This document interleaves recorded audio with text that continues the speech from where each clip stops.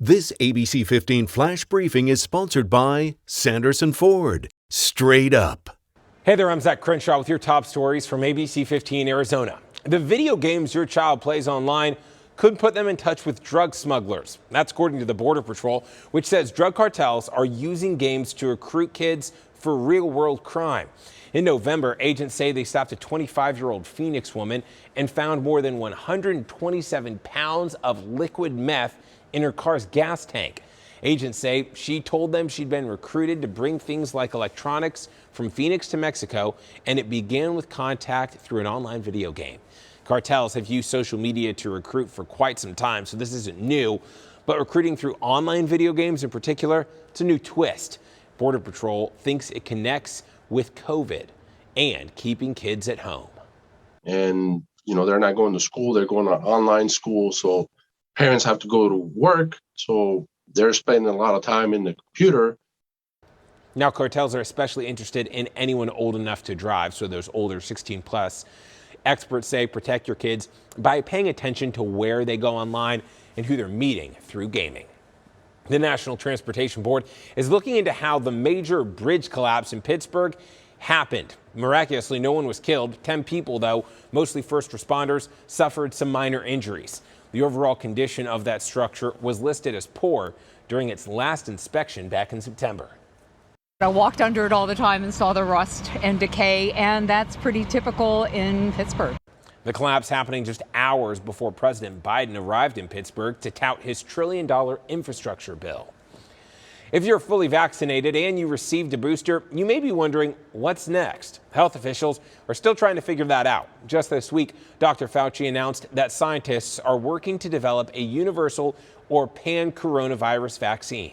Developing this new vaccine could take years in the future. Pfizer hopes the COVID vaccine becomes a yearly shot. The company's CEO says an annual shot like a flu vaccine is more convenient than those multiple boosters per year.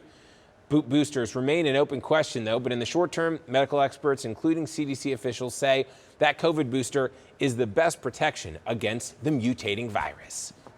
Uplifting Arizona now, from serving his country to serving his community. An Arizona veteran is taking on a whole new mission. Regis Vega retired after 22 years in the Air Force, and now he's behind the wheel of a school bus for the Vail Unified School District in southern Arizona.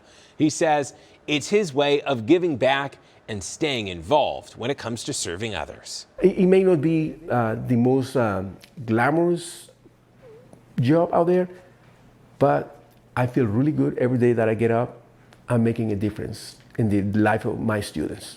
And that's the satisfaction that I get every single day.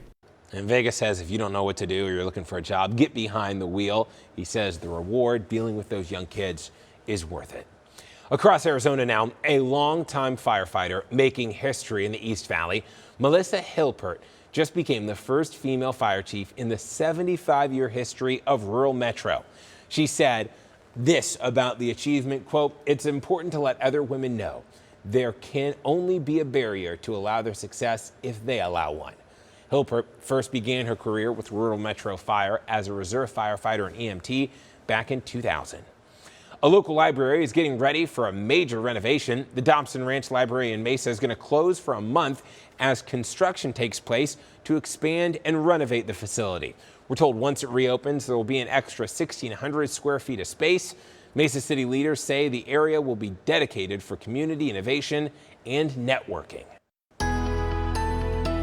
Happy Sunday, everybody. Tracking your most accurate forecast. I'm meteorologist Jorge Torres. It'll start off chilly tomorrow morning here in the valley with temperatures dropping into the upper 40s, climbing into the mid-60s by midday with increasing clouds, but still warm with highs reaching the lower 70s once again here in the Phoenix Metro. The air quality will be moderate in the morning, but clearing out to by midday or so, typical in the winter months when we get that morning particle pollution spike, but it will not be as intense as it has been in previous days. Now, as far as the pollen count, it'll be moderate beginning on Tuesday, and the main allergen showing up for now is juniper.